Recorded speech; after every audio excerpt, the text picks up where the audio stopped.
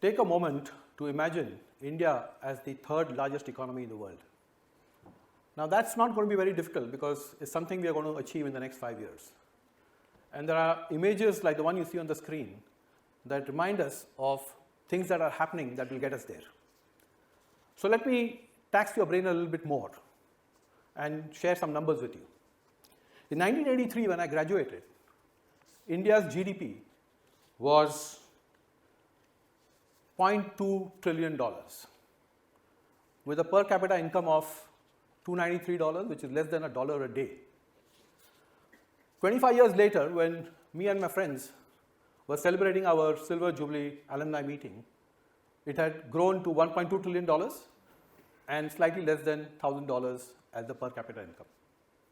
2023, India's GDP was $3.7 trillion and per capita income of $2,800 and odd dollars. What do you think it's going to be in 2047 when India celebrates 100 years of independence and you are hopefully enjoying your Silver Jubilee alumni meeting? Any guesses?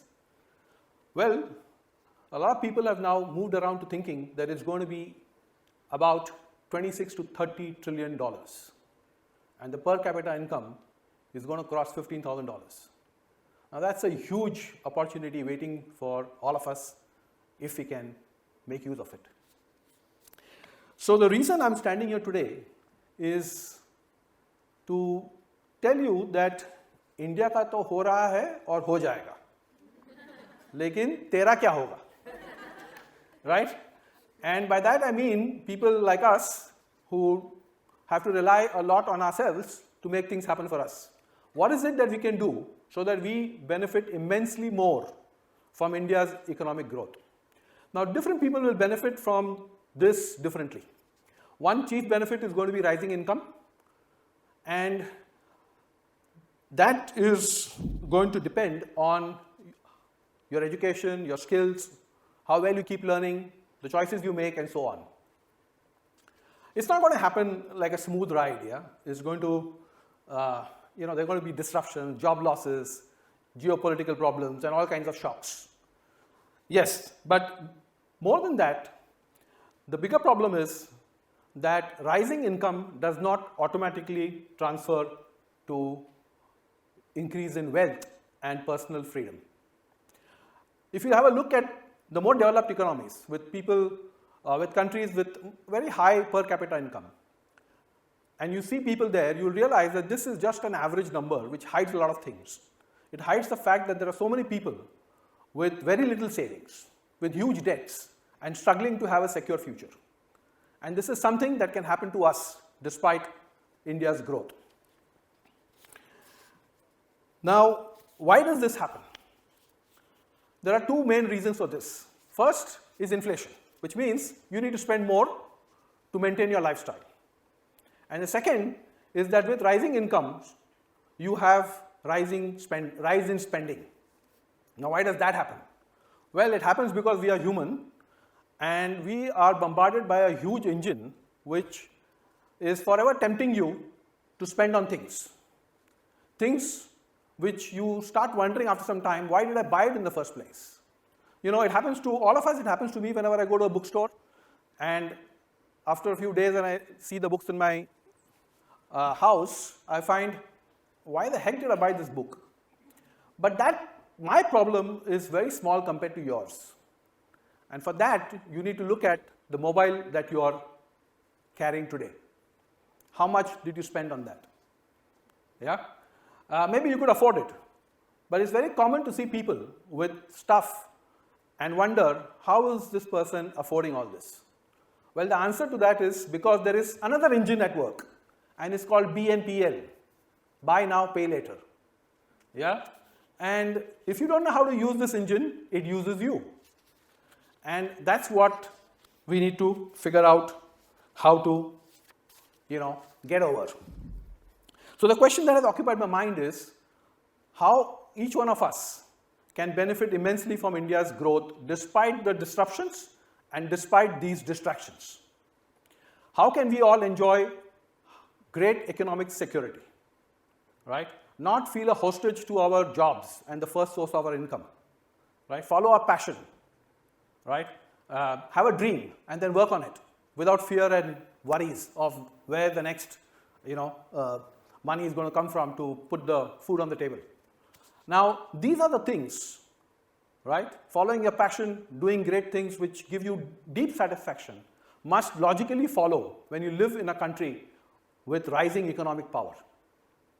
And that's what I want to help you focus on.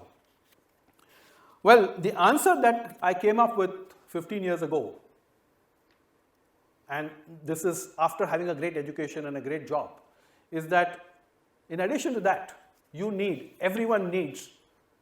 everyone must invest successfully. Yeah? I don't like the word everyone needs to invest because that's kind of a no-brainer. We all understand it. But very few people actually do it. And that's a fact. So really it's about action. How do we actually invest and make our money grow? Now, why does this not happen so easily? So I'm going to share some family history with you. We had an aunt, an unmarried aunt who lived with us, and all her life she worked in the Indian Postal Service. Extremely disciplined person. Every month she would save money and she would invest it in fixed deposits. And after that she put it in National Savings Certificate. It's something like we used to call her the fixed deposit auntie, And we all used to tease her because we thought we will do better or we could do better. But did that happen? When my elder brother started saving some money, what did he do? He put his money, his savings into IPOs. And all of them, yes, all of them went to zilch because that was the IPO craze of the 1980s. And then it was my turn. Did I fare any better? 25 years after graduating from a great college and having a wonderful job, did I grow my money? No. I just dabbled in stocks and mutual funds and, I didn't really make it anything worthwhile. Luckily, I had a great job, so it all worked out for me. But when I look back, I really think that we all lost a lot.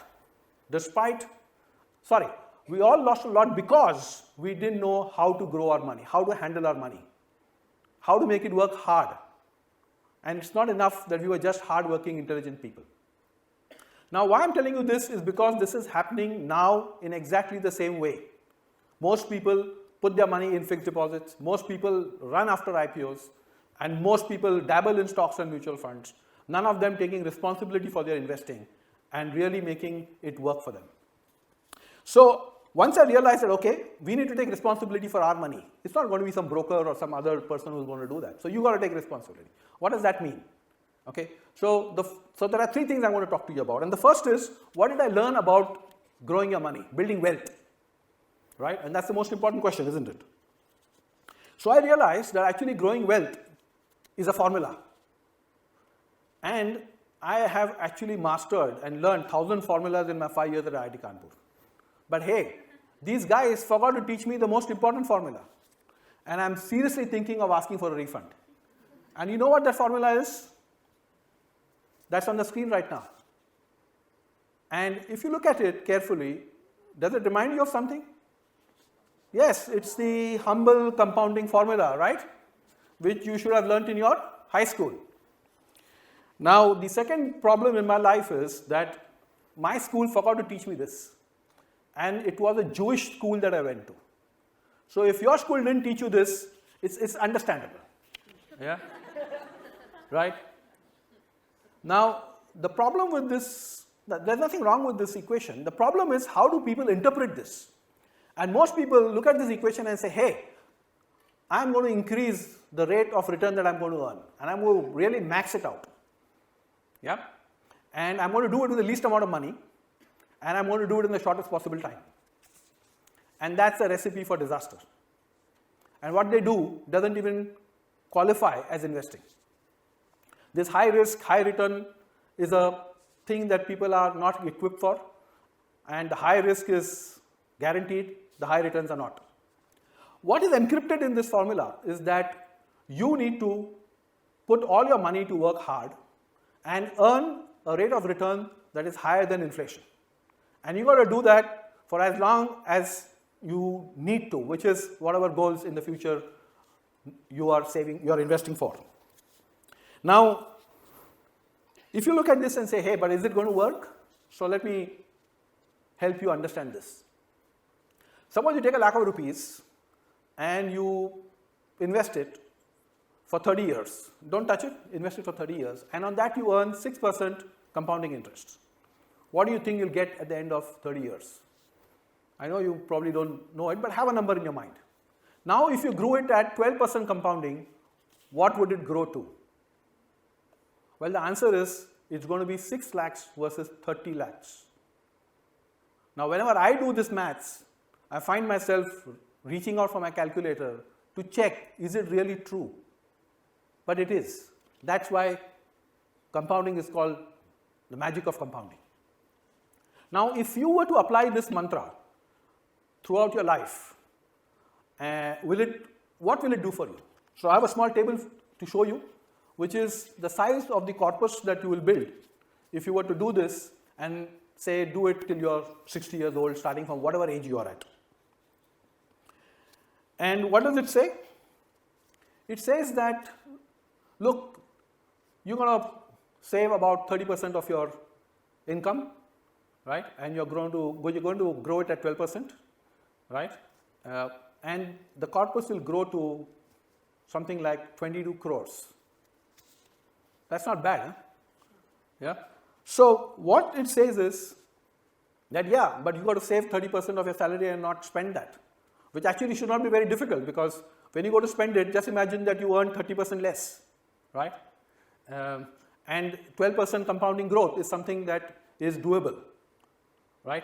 Now, what is the challenge to making this happen? It looks very simple, but why it doesn't happen? And the reason is that, okay, when you graduate, you're going to work for a company, you're going to work for a business, or you're going to be self-employed, whatever you do, right? The first thing you'll come to know when you join this company or business is that the company has goals, right? What it wants to achieve in the future.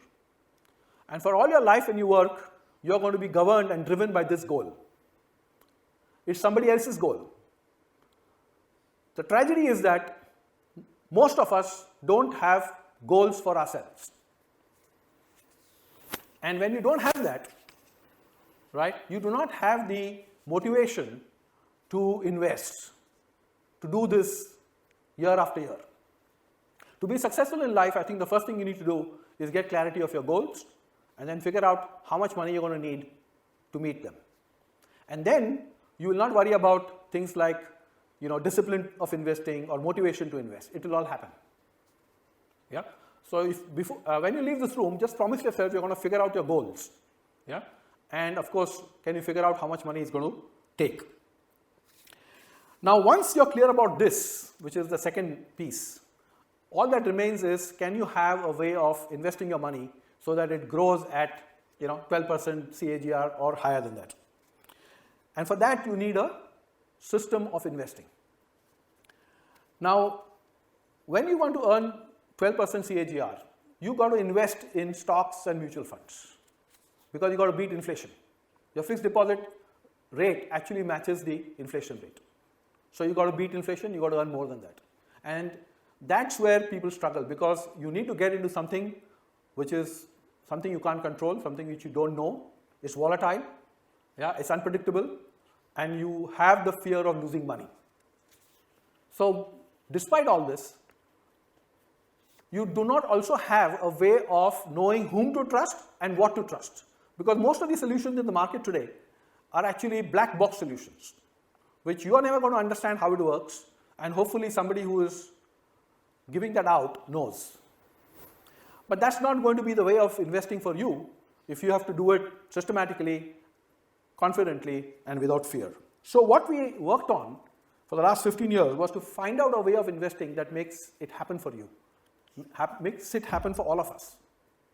And for that, we required to simplify the investing process. Now, the word simplify is such a complicated word that every time you simplify something, everybody says, hey, that's not simple enough.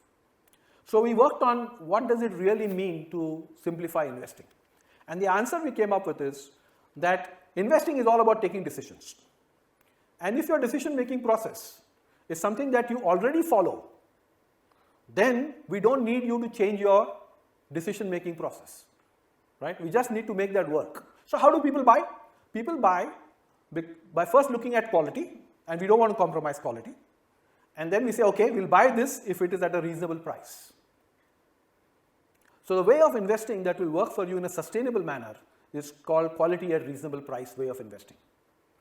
And the beauty of this is, it doesn't require behavioral change or decision-making change. It requires you to have a system that allows you to identify great quality and a reasonable price.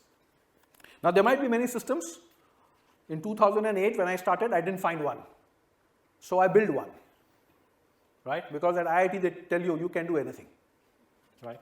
So I believed it. I didn't realize it was going to take 15 years to get there, but I think there is now proof that it works for a lot more people. So eventually, after hearing a lot of it and trying lots of things to simplify things, I went to my good old way of learning things, which was the book. And so I wrote the book. So if anybody was to ask me anything about investing today, I would just hand over my book to them and say, okay, if you want to know how the heck to invest and even reach nirvana, here's my book, just get on with life. It saves a lot of time for our team to explain things. And finally, I think really it's a little involved subject. The best is to read it. But I promise you, it's pretty easy to read. That's what I've been told. 3 things you need to remember. First is you need to set your goals. And you need to have a plan of how much money you need. And that's the first important thing. And that's required to be successful in life. Forget about investing, right? So that's the first thing you need to do. You don't need to be a rocket scientist for that. Right? You don't even need to be a graduate to figure that out. There are enough simple tools to help you figure out the financial planning. The second is to remember the humble compounding formula and what it tells you. Put all your money to work. Look for returns more than inflation rate, not crazy returns. And be confident of staying invested for as long as you need to. That's the compounding formula mantra that you need to follow. And third is follow a system of investing which is aligned to your decision-making process, which is quality at reasonable price. It's really not as complicated, and I can tell you because I knew nothing about investing when I started this company. And I know lots of people with similar lack of knowledge, wonderful investors with fantastic portfolios, which are, in my opinion, future ready. You can be too. It's not that difficult. You can do it. Thank you.